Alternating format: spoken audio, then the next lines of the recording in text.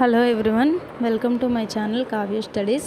ఈ వీడియోలో మనం 7th క్లాస్ తెలుగు టెక్స్ట్ బుక్లోని AP 7th class Telugu text బుక్లోని 5th లెసన్లో పేజ్ నెంబర్ 58లో ఉన్నటువంటి మీకు తెలుసా అనే దాంట్లో ఒక 2 పాయింట్స్కి మీనింగ్స్ ఇవ్వడం జరిగింది.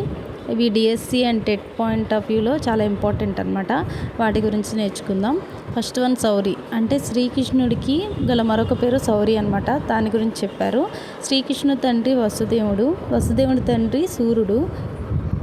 శ్రీకృష్ణుడు సూర్యుని మనవుడు కాబట్టి అతనికి సౌరి అనే పేరు వచ్చిందనమాట. ఈ విధంగా సౌరి అంటే శ్రీకృష్ణుడి పేరు మరొక పేరు అని అర్థం.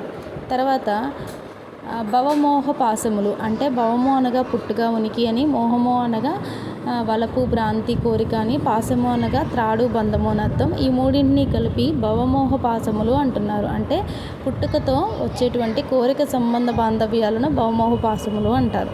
ఈ రెండింటి అర్థాలను బాగా చదువుకోండి. ఇవి డిఎస్సి పాయింట్ ఆఫ్ వ్యూలో చాలా important. Thank you so much.